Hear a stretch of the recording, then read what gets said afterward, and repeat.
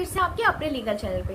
दोस्तों, क्या आपने बैंक से लोन लिया है लेकिन आप उसको चुका नहीं पा रहे हैं? तो आज मैं आपको ऐसी लीगल जानकारी दूंगी जो आपके लिए बहुत ही हेल्पफुल होगी। लेकिन उसके लिए मेरे वीडियो को सबसे पहले जाके सब्सक्राइब कीजिए और बेल आइकन प्रेस करके रखिए, और जो मेरे चैनल को न्यूली देख रहे हैं तो वो भी सब्सक्राइब कर लीजिए, जिससे कि आपके पास अलग अलग तरह की नई तरह की जानकारी मिल सके, लीगल जानकारी मिल सके, जो आप अपने निजी जिंदगी से लेके हर चीज में आप इसका यूज कर सकते हैं। तो वीडियो को अंत तक जरूर देखिएगा। तो चलिए वीडियो को शुरू करते हैं। अगर आपने बैंक से लोन लिया है, जैसे कि home loan, car loan, personal loan, credit card loan, ये सारे लोन्स होते हैं, और आप उसको चुका नहीं पा रहे हैं, तो बिल्कुल भी घबराने की जरूरत नहीं है। मैं आपको एक ऐसे ही लीगल टिप्स दूंगी जिससे कि आप लीगली तरीके से बैंक लोन से कैसे बच सकते हैं और अपने राइट्स को कैसे प्रोटेक्ट कर सकते हैं। ये सारी बातें आपको मैं इस वीडियो में आज बताने वाली हूँ। तो चैनल को सब्सक्राइब करके रखें, जिससे कि हर लीगल टिप आप तक जरूर पहुँचे। लोन डिफॉल्ट होते ही अगर आपने लोन नहीं भरा या आपने EMI पे नहीं किया, तो सबसे पहले बैंक जो है आपको एक मैसेज या नोटिस भेजेगी, जो एक रिमाइंडर नोटिस होता है कि आपने लोन रीपे नहीं किया है या आपने EMI नहीं भरा है। तो इससे आपको डरने की ज़रूरत नहीं है। बस ये याद रखिएगा कि ये सिर्फ एक इंफॉर्मेशनल और वार्निंग स्टेप होता है। अगर ऐसा कुछ होता है तो इस समय आपको बात करनी चाहिए, ना कि छिपाना चाहिए सारे मैटर को। नेगोशिएशन या सेटलमेंट करने की कोशिश करें। कई बार बैंक EMI कम कर देता है। बैंक से बात करें और नेगोशिएट और इंस्टॉलमेंट बेस आप सेटलमेंट कर सकते हैं। इसी में एक और टिप है आपके लिए कि जब भी ये चीज़ें करें तो सबसे पहले आप उनके मेल पे एक रिटन कम्युनिकेशन लिखें कि मैं आपका लोन पे कर दूंगा, मुझे इतने टाइम की मोहलत चाहिए। आप जो भी बोलना चाहते हैं उनसे एक रिटन में सबसे पहले दे दीजिए। उसके बाद उनसे मिल के जाके बात कीजिए। जानेंगे कि आपके लीगल राइट्स क्या हैं। इसमें आपके पास एक बोरोवर के तौर पे बहुत सारे लीगल राइट्स होते हैं।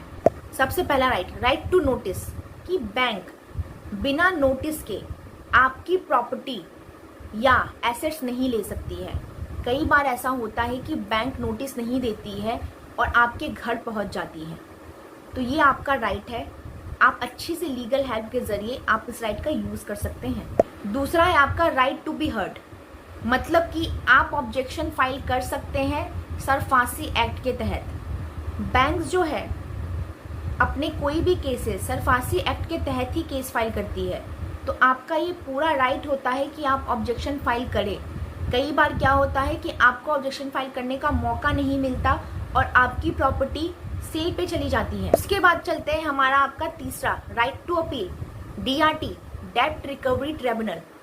इसमें आप अपनी अपील कर सकते हैं कि मुझे सरफासी एक्ट के तहत मुझे ऑब्जेक्शन करने का मौका नहीं मिला और मेरी प्रॉपर्टी सीज हो गई है या ऑक्शन में लगने वाली है। अब हम जानेंगे कि सरफासी एक्ट के तहत आप लीगल प्रोटेक्शन क्या ले सकते हैं। अगर आपका सिक्योर्ड लोन है तो सरफासी एक्ट के तहत प्रॉपर्टी अटैच कर सकती है, ठीक है, बैंक। लेकिन इसमें भी बैंक को 60 दिन का नोटिस देना अनिवार्य है। 60 दिन 60 डेज का नोटिस देना ही होगा बैंक को। ये बात जरूर ध्यान में रखिएगा। इस 60 दिन के अंदर बोरोवर अपना ऑब्जेक्शन या रिप्रेजेंटेशन कोर्ट में फाइल कर सकता है और DRT में अपील भी कर सकता है, ये 60 डेज के अंदर। हमेशा याद रखिए कि 60 डेज नोटिस के बाद ही एक्शन वैलिड होता है। अगर 60 डेज के अंदर ही बैंक ने एक्शन कर दिया है तो आप इसके खिलाफ कोर्ट में जा सकते हैं।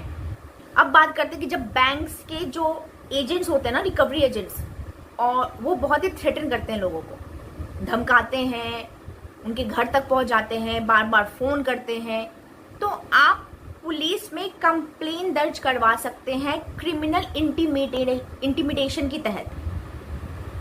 समझ रहे हैं आप? क्रिमिनल इंटिमिडेशन के तहत आप पुलिस में कंप्लेन करवा सकते हैं कि ये बैंक वाले मुझे धमकी दे रहे हैं, बार बार मेरे को कॉल कर रहे हैं, घर में मेरे सब रहते हैं, घर पहुंच जाते हैं, जबकि मैं इनको बोल चुका हूं कि RBI की गाइडलाइंस क्या कहती हैं। RBI की गाइडलाइंस ये बोलती है कि जो बैंक के जो कलेक्शन एजेंट्स होते हैं उनको एक लिमिटेड आवर में कॉल करने की अनुमति होती है। शाम के 7 बजे के बाद वो कॉल नहीं कर सकते। फिजिकल और मेंटल हरासमेंट इलीगल है। तो इन सब तहत आप आराम से पुलिस में अपनी शिकायत दर्ज करवा सकते हैं। आपके पास कुल 4 लीगल रेमेडीज होती हैं। सबसे पहले रेमेडीज होती है वो है आपका DRT कंप्लेंट। अगर प्रॉपर्टी अटैचमेंट गलत हो गया है तो आप डेब्ट रिकवरी ट्रिब्यूनल में जाके अपनी ये कंप्लेंट डाल सकते हैं कि बैंक ने गलत तरीके से मेरी प्रॉपर्टी अटैच कर दी है। दूसरा है कंज्यूमर कोर्ट। तीसरा है आपका हाई कोर्ट में रिट पिटीशन। हाई कोर्ट में रिट पिटीशन आप तभी लगा सकते हैं जब सरफासी एक्ट के तहत मिसयूज हुआ हो। जैसे कि मैंने आपको बोला कि 60 डेज के अंदर अगर कोई काम नहीं हुआ है, 60 डेज के में उन्होंने नोटिस पीरियड नहीं दिया है, अगर उसके अंदर अंदर ही उन्होंने केस फाइल कर दिया है, अटैचमेंट लगा दिए, तो आप रिट पिटीशन आप दाखिल कर सकते हैं अपने हाई कोर्ट में। 4 लोक अदालत सेटलमेंट, जो मैंने ऑलरेडी वीडियो बना ली है इस पे। लोक अदालत सेटलमेंट भी हो सकते हैं अगर बैंक चाहे तो दोस्तों, बैंक का लोन चुकाना, कोई बैंक का लोन अगर आप नहीं चुका पा रहे तो ये कोई क्राइम नहीं कर रहे हैं आप, लेकिन आपका गलत तरीके से अगर बचेंगे तो खतरनाक हो सकता है। हमेशा लीगल तरीके से नेगोशिएट करें, नोटिस का जवाब दें और अपने पास सारे एविडेंस रखें कि आपने नोटिस का जवाब दिया है, आपने प्रॉपर फॉलो प्रोसीजर किया है और सारी चीजें आपने की है जो करना चाहिए। अपने राइट्स को जाने, उसका सही तरीके से उपयोग करें।